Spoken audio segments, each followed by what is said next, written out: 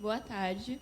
Primeiro, nada melhor do que a gente começar a falar das cidades resilientes e das cidades sustentáveis, entendendo um pouco dos conceitos que abordam elas, né? A gente vai começar pelo o que é a sustentabilidade. A gente pode entender a sustentabilidade como um conceito prático. A gente vive a sustentabilidade, a gente vê ela em muitas iniciativas práticas. Portanto, a gente consegue também entender como algo interdisciplinar, porque ela precisa abordar os âmbitos ambiental, social e econômico ao mesmo tempo. Então, uma coisa que nos ajuda a entender também como funciona o desenvolvimento sustentável é a gente olhar para a definição que a médica Brundtland, que palestrou em uma convenção da ONU, fala, que ela diz que o desenvolvimento sustentável nada mais é do que a gente desenvolver as cidades através de usando os recursos que a natureza nos oferece hoje, mas de forma que vai nos atender sem prejudicar as gerações futuras, né? Para que eles também possam se suster e atender às suas necessidades. Bom, o próximo conceito é a resiliência. O que é a resiliência? Quando a gente olha para as cidades, a gente entende a resiliência como a capacidade da cidade de se reestruturar após adversidades. Como que a cidade vai enfrentar uma catástrofe, uma ameaça? Ela vai se preparar para que essas ameaças, esses desastres climáticos, ou não as atinjam, ou que seus efeitos sejam reduzidos. E tudo isso a gente consegue através de um planejamento urbano eficiente, com certeza. Bom, o próximo conceito que a gente vai abordar é o urbanismo regenerativo. O que ele é? Ele nada mais é do que a tentativa de reintegrar o meio natural no meio urbano, né? Até o momento, as nossas cidades foram conformadas de maneira que a gente exclui a natureza, a gente vive numa bolha de concreto, portanto, hoje a gente entende que, na verdade, a gente precisa aprender a conviver com a natureza e não a deixar ela lá e só ir quando nos convém, né? A gente precisa dela ali porque ela nos ajuda também a enfrentar todos os desastres. E, para finalizar, a gente vai falar sobre as soluções baseadas na natureza. Essas são soluções em que a gente olha para a natureza e vê como que ela resolve os problemas. Por exemplo, de drenagem, né? A gente tenta aplicar a forma que a natureza resolve os seus problemas nas nossas cidades. As nossas colegas vão falar um pouco sobre isso, né? A Grace agora vai explicar um pouquinho também de todos esses conceitos e de toda a situação que a gente passou aqui no nosso estado em maio. Boa tarde. Bom, como todos sabemos, as cidades elas devem estar preparadas, né, para prevenir ou reparar os danos de uma futura catástrofe, como vivenciamos aqui no nosso estado. Canoas foi duramente atingido por uma das maiores enchentes da história do Rio Grande do Sul. E, após chuvas intensas, o nível do rio subiu rapidamente, causando inundações que afetaram mais da metade da cidade, onde muitos moradores foram atingidos, né, ficando desabrigados, e diversas infraestruturas, como escolas, hospitais, foram danificados. A enchente ela trouxe muitos prejuízos, não só para proprietários, mas também para a interrupção do abastecimento da água.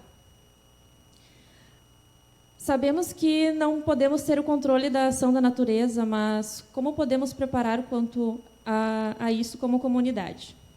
Como vamos criar um equilíbrio para que as tragédias não tenham efeitos tão grandes? Um exemplo disso é o lixo, né? O lixo é algo que nós produzimos diariamente e a poluição permanece nos carros e fábricas, né?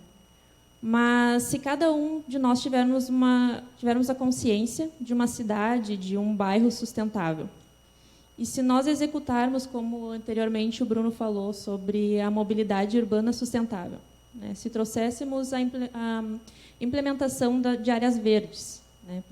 Por consequência disso, estaríamos melhorando, então, a qualidade de vida, o bem-estar e a nossa saúde. Bom, boa tarde a todos. Eu vou começar abordando um tema um pouco mais macro, que seria sobre cidades reinventadas. Atualmente, a gente sabe que existem pontos em diversas cidades que se encontram obsoletos, sejam eles áreas industriais ou outros pontos que antigamente faziam muito sentido para a cidade e para a comunidade, mas que hoje se encontram em desuso. E seria muito mais sustentável se a gente reinventasse essas áreas do que expandisse a cidade, porque uma cidade mais compacta, ela se torna mais sustentável, porque as pessoas se locomovem de forma mais prática, porque ela se torna mais caminhável, as pessoas podem ir a pé, de bicicleta ou por meio de transporte público. Um bom exemplo disso seria uma intervenção que aconteceu em Nova York, nos Estados Unidos, que é o Parque Domino. Ele se localizava em uma área industrial de fábrica de açúcar, que caiu em desuso, e era muito importante, né, naquela região, porque comunicava duas áreas da cidade que há muitos anos não tinha acesso, né, e se tornou uma área de lazer para a comunidade que se tornou de grande importância. Bom, esse tipo de projeto ele exemplifica como reinventar pontos obsoletos pode ser importante não somente para a sustentabilidade, mas também para a melhoria do convívio em comunidade e para as pessoas também perceberem o seu papel fundamental, né, na sociedade e como elas podem atuar para melhorar as nossas cidades. Agora eu vou passar a fala para minha colega Cauane, que ela vai falar um pouquinho mais sobre como a gente pode atuar na sociedade.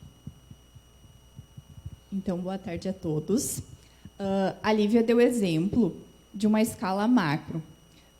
E o que nós podemos fazer na escala da cidade? Pensando em cidade, pensando no bairro, pensando nas nossas casas, enquanto pessoas, moradores, o que nós podemos fazer? A horta comunitária é um exemplo disso, onde pode ser feito em algum espaço público, ou praça, ou área verde, além de promover toda a drenagem do solo, também promove uma vida mais sustentável. Pisos e pavimentos drenantes também é uma opção, que ao invés de fazer algo de concreto, onde a água não tem nenhum tipo de permeabilidade, usar o piso e os pavimentos drenantes, assim, possibilitam a passagem da água até o solo. O reuso da água da chuva também, onde pode ser feito armazenamentos em forma de cisterna para captar a água da chuva e, assim, usar para fins não potáveis. O transporte público também é um bom exemplo, onde diminui o número de carros e, assim, diminui a poluição e também descongestiona o trânsito. Boa tarde a todos. Então, além da gente tratar a sustentabilidade nas nossas casas, como a gente pode tratar, então, nos bairros, na cidade? Eu acho que o ponto principal dessa temática é saber qual é o papel de cada um dentro da sociedade, seja nós, enquanto indivíduos, população, ou também os governantes. A parceria entre esses dois agentes é de suma importância para começarmos a pensar em uma cidade melhor, pois sem um ou sem o outro a cidade não funciona. Sabemos que nos últimos acontecimentos, né, como a Grace já comentou, tendemos a cobrar diretamente dos governantes.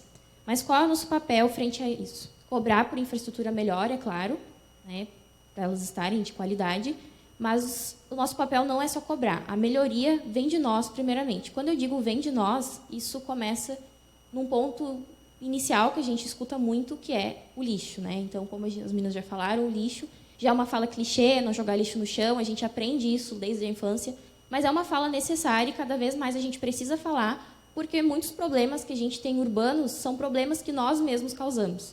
Então, de nada adianta a gente cobrar os nossos governantes para desentupir as bocas de lobo se nós mesmos entupi-las, né? Então, isso é um problema muito recorrente, eu acho necessário a gente pensar sobre isso.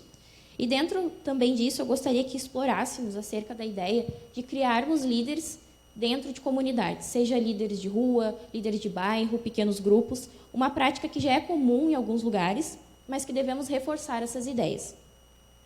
Não podemos deixar somente na mão do poder público para cuidar desses espaços. Então, se nós tivermos esses representantes, a gente consegue ter um melhor controle desses espaços e, assim, fazer coisas melhores. Como, por exemplo, a horta comunitária, né? Como a colega já falou. E é uma ideia muito boa para a gente expandir toda essa ideia de sustentabilidade através das hortas. E eu gostaria de mostrar um exemplo de uma horta comunitária que tem em Roraima, aqui no Brasil, que eles utilizam espaços ociosos para essas hortas urbanas. E aqui a gente tem 2 imagens. Não vai dar para ver. Mas ali tem 2 imagens dessa horta lá em Roraima, que eles usam então esses espaços, e é muito legal essa iniciativa, onde eles tratam com as pessoas, né, que vão trabalhar nessas hortas, e eles escolhem essas espécies com essas pessoas, as espécies que elas consomem, e assim eles têm controle do hábito alimentar dessas famílias. E o que é muito interessante é que todo excedente, esse consumo excedente, é vendido em feiras locais. Então, assim como em Roraima, em outros países também essa ideia é difundida. E em São Francisco, por exemplo, todos os terrenos ociosos que esses proprietários eles cedem para hortas comunitárias recebem diminuição de impostos. Então, até uma coisa que a gente estava falando, né, esses dias conversando, a professora Raquel trouxe que Porto Alegre, por exemplo, não tem nenhuma horta comunitária. Então, eu acho que é muito legal, né, a gente pensar nisso e como a gente pode fazer isso nós mesmos, né, não nós enquanto alunos, né, mas nós enquanto população, o que a gente pode fazer quanto a isso. E dentro disso também eu gostaria de falar que essa iniciativa a gente então pode trazer desde já dos jovens, né? Porque a gente fala muito que os jovens são o nosso futuro, é o futuro da população.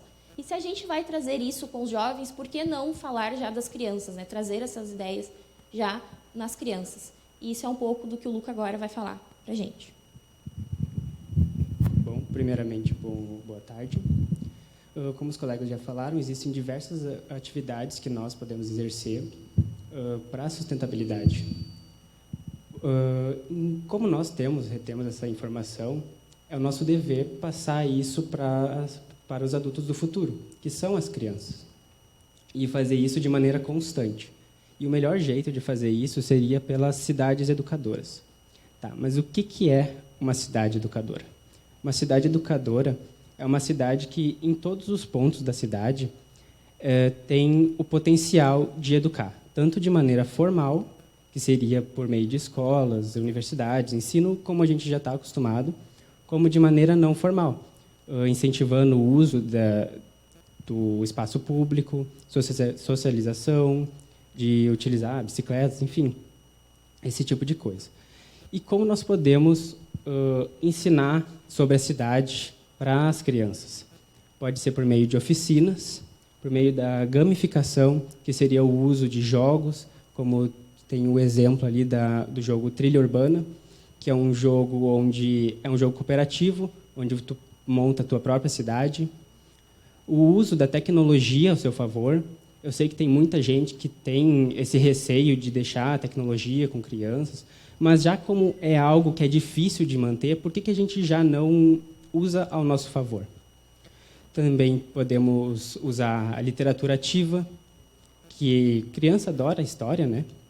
Então, ler para elas é uma coisa incrível, como no exemplo da Menina que Parou o Trânsito, que é uma crítica sobre o crescimento das cidades e sobre a mobilidade urbana.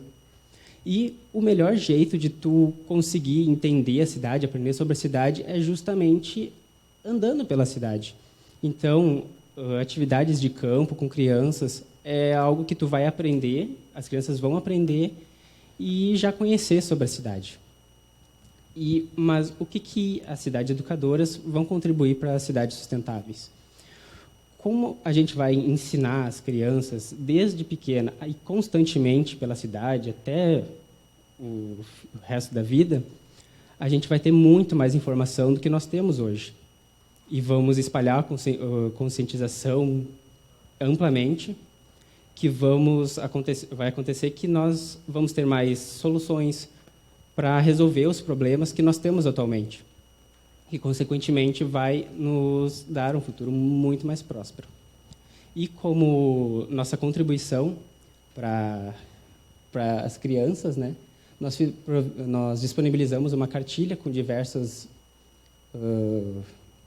uma atividade, com várias sugestões, dicas sobre sustentabilidade para ser trabalhada com crianças ou quem quer que queira trabalhar com isso. Então, essa cartilha vai ficar disponível também, né, para ser baixada, acessada, enfim, que esse material possa ser amplamente utilizado em escolas, em casa, pelas famílias, pelos cuidadores, como uma oportunidade aí de construir um diálogo e ensinar as crianças, desde a infância, sobre a importância da gente pensar e planejar e cuidar das cidades. Então, no final da cartilha, depois de alguns ensinamentos e algumas provocações para que se construa um diálogo entre os cuidadores e as crianças, ela encontra ali um mapa em pequena, né, escala, para que ela possa construir a cidade sobre essa perspectiva do que ela aprendeu ali rapidamente na cartilha, para que ela vá pensando sobre isso. Então, é uma contribuição deles, eles desenvolveram esse material e vai estar disponível. Eu convido agora a arquiteta Jerusa e a engenheira Tânia e a engenheira Marcele para dividirem um pouco do seu olhar e experiência sobre esse tema.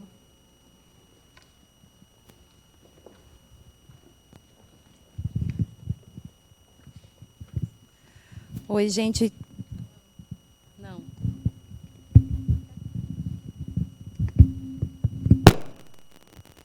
Oi, gente, tudo bem? Foi? Foi. Então, meu nome é Jerusa. A gente gostaria de dividir com vocês um pouquinho do nosso olhar e experiência enquanto servidoras, então, do município de Canoas. Nós três somos arquiteta e engenheiras, né, concursadas, enfim. Já atuamos há um bom tempo dentro da nossa área e atuamos numa escala enquanto cidade, fazendo um link com o que as futuras colegas e colegas estavam colocando, nesses 3 níveis, entendendo que eles não são dissociados: economia, a parte econômica, a parte sustentável, ambiental, a parte social. Então, entendendo a cidade como um ecossistema e que, portanto, ele deva ser equilibrado, a gente fez uma abordagem.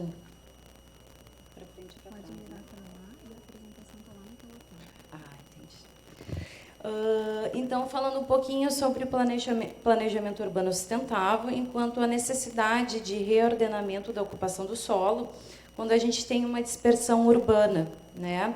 A gente está fazendo aqui uma retrospectiva no sentido de identificar essas causas de periferização. Ainda ali pelo governo de Getúlio Vargas, década de 30, por aí, já começa de uma forma embrionária um processo de industrialização no Brasil. Mas muito mais evidente ali pela década de 50, a partir da década de 50, mais ou menos, até 70, com Juscelino Kubitschek, lembrando dos 50 anos em 5, né, que teve um impulsionamento de um incentivo ao desenvolvimento econômico e passar a não importar tanto, mas construir e desenvolver indústrias locais, enfim. Então, toda essa questão de desenvolvimento industrial no Brasil, um rápido crescimento econômico, um êxodo rural, a vinda de famílias ou trabalhadores do interior para os grandes centros ou simplesmente para as cidades, não precisa ser tão grande assim. A gente tem com um rápido crescimento econômico, dentro desse processo de industrialização, teve uma ênfase muito grande na questão da indústria automobilística. Não vou pontuar isso, porque daí eu vou deixar para as minhas colegas, mas essa grande priorização da questão do carro em prol do pedestre, né? Ou ciclista, bem, ciclista nem se falava naquela época, né? Mas, enfim,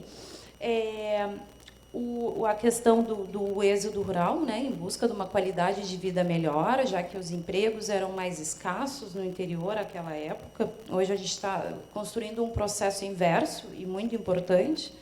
Então, com isso, houve um grande processo de forma acelerada de urbanização, então, sem um planejamento, obviamente, urbano adequado, do uso da ocupação do solo e implantação de uma infraestrutura para suportar essas novas edificações e tudo mais. Obviamente que, por conta dessa especulação imobiliária nesses centros urbanos, nas regiões centrais, antigamente as regiões centrais eram, sim, mais valorizadas nesse sentido, famílias que não tinham um poder aquisitivo tão grande vão procurando áreas mais baratas para morar, vamos dizer assim. Obviamente, que elas estavam situadas longe, né, dessa aglomeração ou desse centro compactado, ou adensado, como queira, que para mim é mais ou menos o mesmo, mas enfim, não vou entrar nesse aspecto. E também pelo fato de a gente ter uma ausência de uma política habitacional consolidada à época, também houve as questões das ocupações irregulares das áreas, né? A gente fala por experiência no caso de Canoas, mas Porto Alegre não é diferente e outras cidades, enfim, dentro desse cenário urbano também não foram.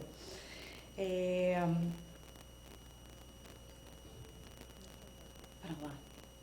E passou? E não passou? Passou? Vamos ver se passou. Passou. Tá, agora eu me perdi. Perdão. Volta, aqui. Então, falando um pouquinho antes das causas e agora das consequências dessa fragmentação do tecido urbano, porque essa expansão do território, ela não foi gradativa, né, em termos de raios. Do centro foi ocupado imediatamente as áreas livres, né, ou os vazios urbanos, né, seja eles privados ou públicos. Foi sendo ocupado onde havia disponibilidade de local, de acordo com a característica daquela comunidade, vamos colocar assim, né? Então, o tecido foi ficando fragmentado. Entre a parte central e a parte mais periférica, tinha outros vazios. Então, essa falta de conexão, ou essa conexão não se estabeleceu em todos os entendimentos de conexão, né? Então, falando um pouquinho das consequências, a gente teve, então, essa segregação socioespacial, né, onde aumentou consideravelmente a questão das desigualdades sociais e os contrastes, por óbvio. Até estava me lembrando, Marcelo, tu falando de um caso lá em Canoas, que a gente tem uma avenida que faz parte do anel viário, onde, na faixa esquerda, a gente tem um assentamento popular, vamos colocar assim, uma grande avenida. E à direita a gente tem um lindo condomínio novo, né, em folha. Então, esse contraste é bem observado. E a infraestrutura nessa via, né? Enfim. A gente tem também, com isso, o zonamento de usos. A gente ainda falando ali da década de 50, dentro desses processos tardios que o Brasil recebeu, digamos assim, o processo de modernização, onde a questão urbana da modernização, onde a gente tinha zoneamento de usos, áreas para morar, para trabalhar, áreas de lazer e recreação, onde essas áreas ficavam vazias durante o dia ou vazias durante a noite, e a falta desses olhos na rua, eles são muito importantes, né, até para a sensação de segurança pública. Essa ocupação desordenada, então, das ocupações irregulares, como eu já coloquei, essas ocupações diárias, obviamente, essas famílias não ocupavam áreas que tinha drenagem, água, luz, energia, não, eram áreas completamente desprovidas, né, enfim, de infraestrutura básica, né, e a gente fala de saneamento, sobretudo, também. E a gente também não fala de um planejamento dos quarteirões estruturadores ou distâncias de quadras percorríveis, né, para que tu possa atingir a rua ao lado, enfim, são caminhos muito extensos, quadras grandes, percursos muito longos a serem feitos, seja a pé ou de carro também. Então, obviamente, se a gente for implementar o que parece lógico e necessário, essa política baseada em dados, a gente vai ver que o IDH dessas áreas é muito baixo. A questão, então, da mobilidade dificultada, como eu já coloquei, E, obviamente, a questão da falta de sensação de segurança que se aplica na prática, né, um índice maior de violência nessas áreas devido a essas desigualdades sociais, né. Falando, então, se antes da consequência, agora das mitigações, então, essa necessidade de reordenamento do solo, mas o que se faz diante de uma cidade consolidada com esse perfil, digamos assim, né? Algumas mitigações ainda são possíveis, né? É claro que a gente, quando planeja, quando constrói uma cidade, a gente planeja para, no mínimo, 50 anos, né?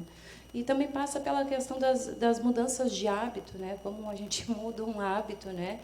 A questão é de sustentabilidade, de reciclagem, enfim, de educação ambiental. Mas a gente tem instrumentos e a gente tem que fazer uma junção de todos eles e juntar toda a comunidade, seja a sociedade civil organizada ou não, na questão da revisão dos nossos planos diretores, né? No nosso caso, ele é um plano diretor urbano ambiental, ele é em Canoas, Porto Alegre também o é. Código de Obras e Edificações e tantas outras normativas. A gente tem o Decreto das Calçadas, Porto Alegre também tem. O direcionamento de fato e o repasse efetivo de recursos, seja a nível municipal, estadual, federal, não importa, o processo participativo, que ele é tão importante na cocriação de uma cidade melhor, a promoção, então, desse desenvolvimento mais inclusivo e a expansão dessa infraestrutura básica, né? E ainda, também, eu não vou falar de cidade de 15 minutos, ou plano de bairros, ou coisa assim, mas a necessidade da miscigenação de usos e a não criação de ilhas dentro de cidades, né? Que é isso que a gente sempre quer evitar, a conexão entre essas diversas comunidades dentro de uma cidade para troca, né? Para convivência comunitária, enfim. A promoção de programas, então, voltados às áreas de interesse social. Não precisamos aqui citar Minha Casa Minha Vida, do governo federal, enfim, mas a gente tem políticas habitacionais municipais a nível estadual, as políticas, então, de desenvolvimento econômico, na geração de trabalho e renda, moradia, educação, saúde, enfim. Tá? A questão do congelamento de áreas, eu acho que essa parte é muito importante, porque, por vezes, essas comunidades, lá atrás, quando eu falei, a ocupação eram de áreas de preservação, ou áreas impróprias para a moradia, áreas de risco, seja embaixo de rede de alta tensão, nas bermas dos diques, ou em áreas que ofereçam às margens das rodovias, áreas que ofereçam algum risco para aquela comunidade, e também, sobretudo, porque não tem uma infraestrutura adequada para atendê-los. A necessidade, então,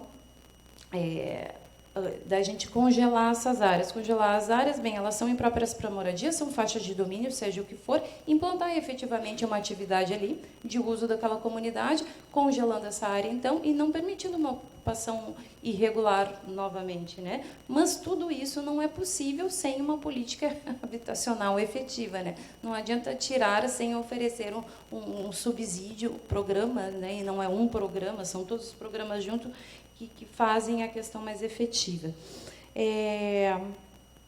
Eu vou deixar para vocês falarem da questão da mobilidade urbana, obviamente, que é o direcionamento de recursos para modais de transportes integrados e eficientes, né? Coletivos, e incentivar a questão da mobilidade ativa, né?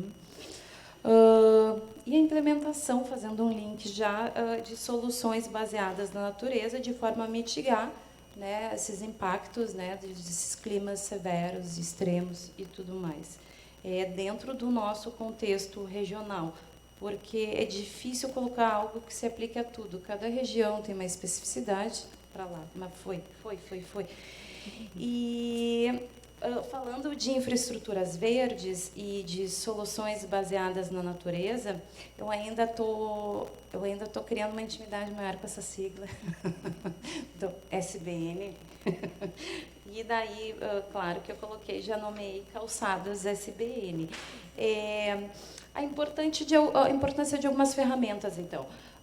Pulverização desses oásis urbanos. Esses nomes são bem icônicos, né? Os oásis urbanos são programas feitos, implementados em Paris, enfim, mas dê o nome que quiser. Mas disseminar essas áreas verdes, sejam públicas ou em áreas privadas. Então, essas áreas, então, de lazer e recreação. Para quê? Então, para uma apropriação maior, né, dos espaços públicos, devolvendo aquela questão de maior sensação de segurança pública, então, também para a questão saúde física e mental, a gente reduz com isso, e isso é fato, já tem estudos nesse sentido, na redução dessas ilhas de calor, então a gente reduz um pouco as temperaturas, né, da cidade. A questão da necessidade de urbanização de vazios urbanos, tanto as áreas públicas, privadas também, que elas estão sem nenhuma atividade implementada ali. Então, a necessidade ou a carência de praças e parques em determinados bairros. Eles também servem para fortalecimento de vínculos. Os vínculos não só familiares, mas comunitários também. E isso traz, até falando da questão da inundação, enfim, Canoas, Porto Alegre e toda a região do estado, a questão de ressignificação de território também, né? Essa sensação de pertencimento, que aquilo volte a fazer sentido, né? E a questão da mitigação, né, para evitar alagamentos, como vocês já colocaram, questão da drenagem urbana, a gente não sobrecarregar a drenagem urbana, por mais que tenha sido calculado para suportar aquele volume de água, por mais que esteja limpo, por mais que seja eficiente, a gente pode, então, com pavimentações drenantes, a gente pode, com jardins de chuva, com bacias de amortecimento, auxiliar e mitigar, reduzir esses impactos das grandes inundações. Então, a piada da calçada SBN, então, o que mais que a gente, né, pode colocar dentro dessas calçadas para a gente ter uma cidade mais sustentável? A gente pode implantar, a gente sabe também, através de estudos, que as árvores são mais eficientes na captura do carbono, então, principalmente resguardado toda a questão de visibilidade e tudo mais, junto às rodovias de maior fluxo, por exemplo. Tá? Isso também, como eu já disse anteriormente, também reduz essas ilhas de calor. A gente também traz um conforto térmico e acústico, porque esse caminhar se torna menos sofrido, não para quem acha que caminhar é bacana também, que é super bacana, mas para quem não tem opção. Para quem precisa caminhar para levar seu filho na escola, ou ir no posto de saúde, ou para algum serviço diário do dia a dia. Ele também traz, de certa forma, não 100%, mas um conforto acústico. Se a gente cria uma barreira com vegetação, ela também absorve um pouco daquele ruído das vias, né, de maior fluxo. Principalmente as crianças, que a gente trabalha dentro da política da primeira infância, sabemos que idosos, mas crianças também são os que sofrem mais com calor, com a poluição e tudo mais, até a questão da dificuldade da mobilidade urbana. Então, associando também a questão do paisagismo produtivo, que é importante, a função de uma vegetação, seja árvore, arbusto, trepadeira, ele não tem a função só de embelezamento ou de trazer uma troca ali com algum fruto, flor, toda essa questão de ambiência sensorial e tudo mais, mas também torna mais agradável em todos os aspectos. Incentivando tudo isso, a gente também consegue um incentivo à mobilidade ativa, que é a questão da segurança pública.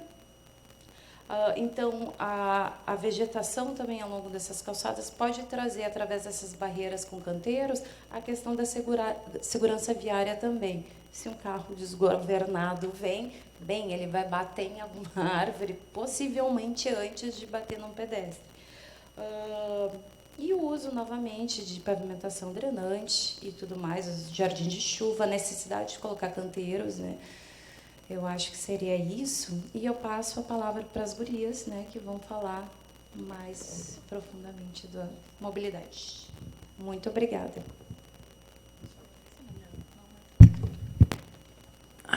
Então, tá.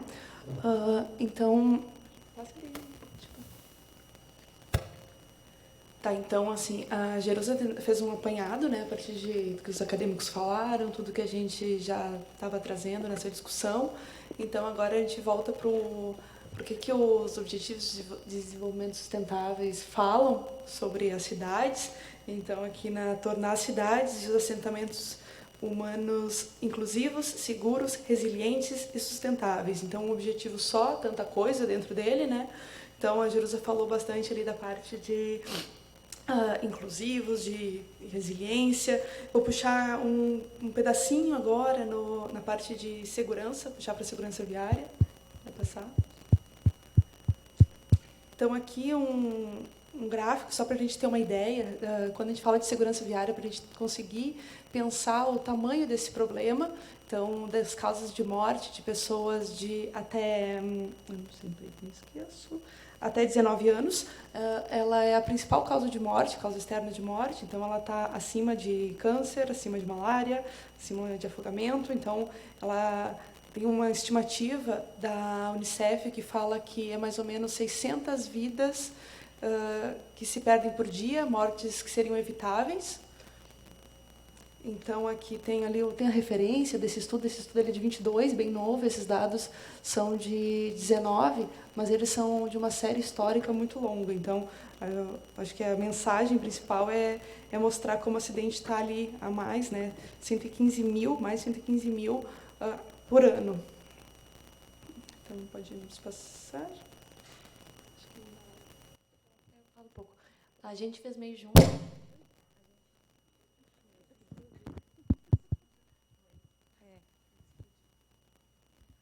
Oi, tá, desculpa. A gente fez meio junto a apresentação, então a gente tentou colocar esse slide meio que resumindo, né, o que seria isso tudo falado, desde planejamento, acidentes e o que o pessoal, os acadêmicos colocaram também, né, de importância de drenagem, enfim, que seria uma junção, digamos assim, de urbanismo com mobilidade urbana, né? Essa imagem, ela é uma pintura, tá? Mas ela indica bastante assim, o quanto é importante ter pessoas nas ruas, né? E para as pessoas ficarem nas ruas, isso significa que se tem uma mobilidade ativa. Ou seja, elas estão caminhando, elas estão andando de bicicleta, elas estão sentadas ali no parque, convivendo.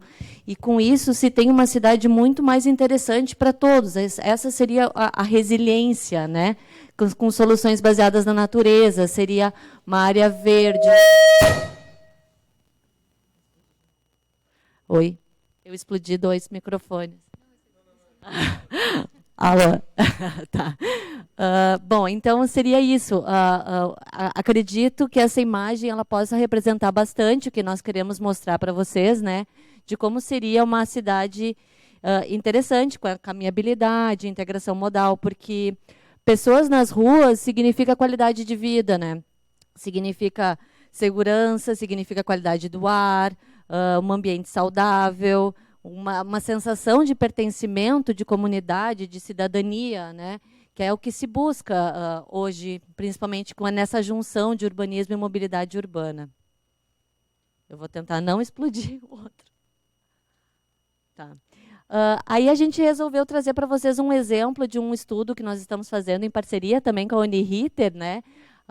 E o Street for Kids, que é uma iniciativa da GDCI, tá? Que é Global Design, e do Urban 95 também, que é essa imagem da cidade vista por uma criança de 95 centímetros.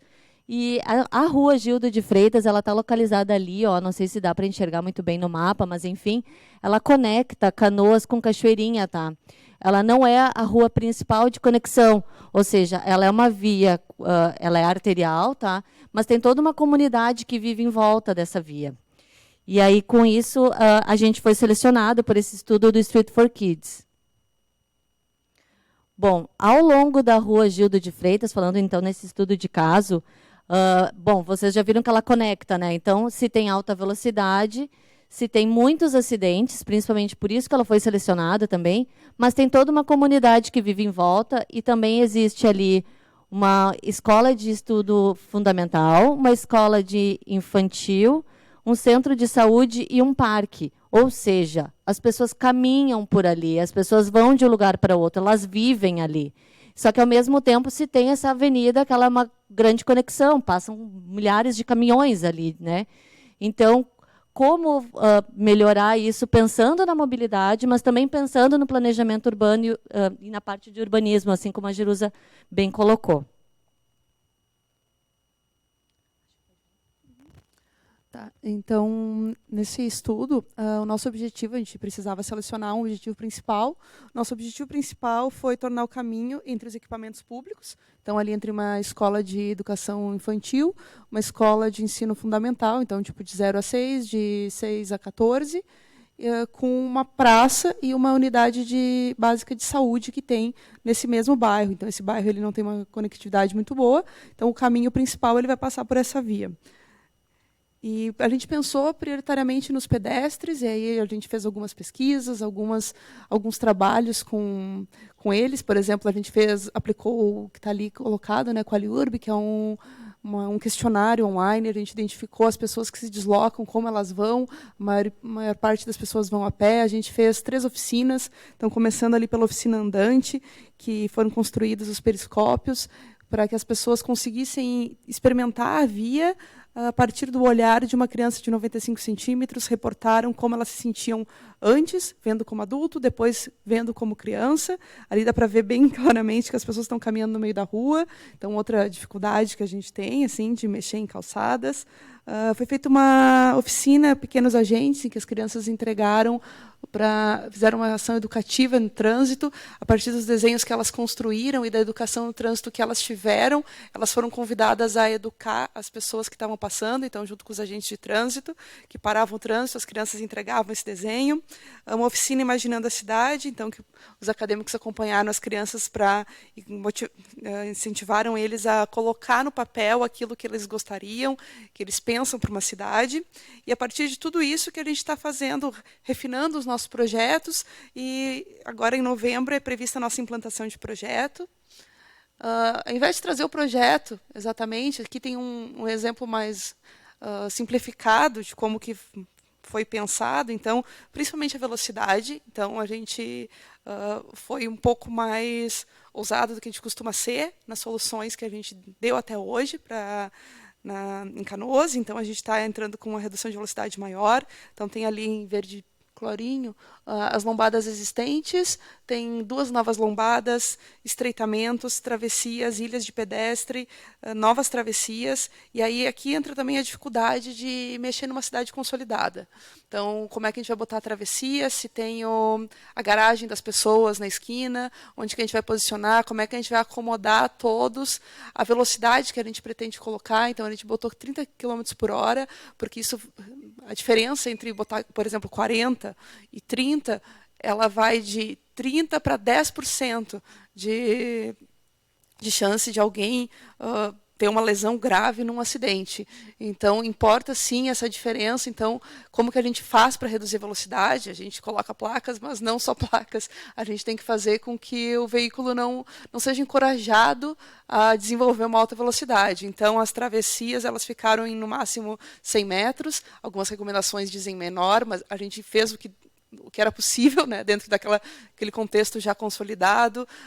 A gente colocou a cada 80 metros algum tipo de redução entre, então, uma ilha, uma lombada, algum estreitamento, mas também respeitando que essa é a única via que passa transporte coletivo e que o transporte coletivo vai precisar continuar passando por ali. Ela é uma conexão, então, como acomodar naquela ideia de uma rua completa, como acomodar todo mundo e priorizando o pedestre. Aí a gente entra num entrave que a gente tem, que é quando a gente trabalha com uma cidade real.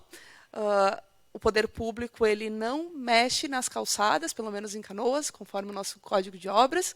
Então, é do proprietário a calçada. Então, como a gente vai melhorar a caminhabilidade se a gente vai precisar falar com muitas pessoas? Então, esse é o nosso próximo desafio. Quando é um equipamento público, a gente mexe, e aí a gente vai conseguir mexer ali na praça. Sim. Aí aqui, o que quer dizer, né, aqueles desenhos que a gente botou, então uma ideia, né, onde vai ter esses estreitamentos, como que a gente vai fazer agora.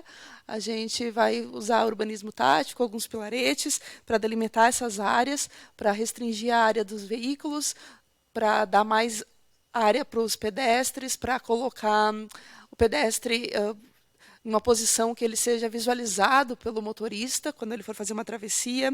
Quando a gente fala ali na praça, qual que é a ideia? Então, por que a gente está ligando as escolas a uma praça? Porque a gente quer então botar nessa praça um playground, numa ideia mais naturalizada, promovendo esse contato com a natureza.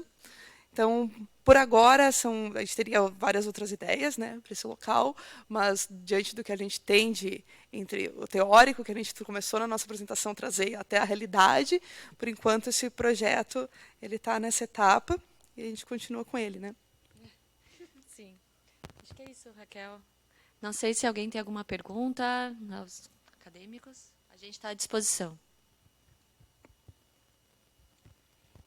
Esses exemplos que a Tânia trouxe agora no final, então, é um pouco do projeto de extensão também. Então, os alunos extensionistas em Canoas, a gente trabalha em parceria com a prefeitura. O projeto tem o apoio da Urban 95, da Global Design Cities, uma iniciativa global aí de incentivo, né, a pensar ruas melhores. No nosso caso, aqui a gente pensa sobre a perspectiva da infância. Eu acho que a gente amarra bem, né, esse percurso desde da Vitória lá trazendo o conceitual até questões mais práticas e como a gente pode de fato aí impactar positivamente para ter cidades mais sustentáveis. A gente fica aberto a perguntas. Então a gente encerra, né, agradecendo aí a participação de vocês e agradecendo a participação dos acadêmicos e dos nossos convidados aqui. Obrigada.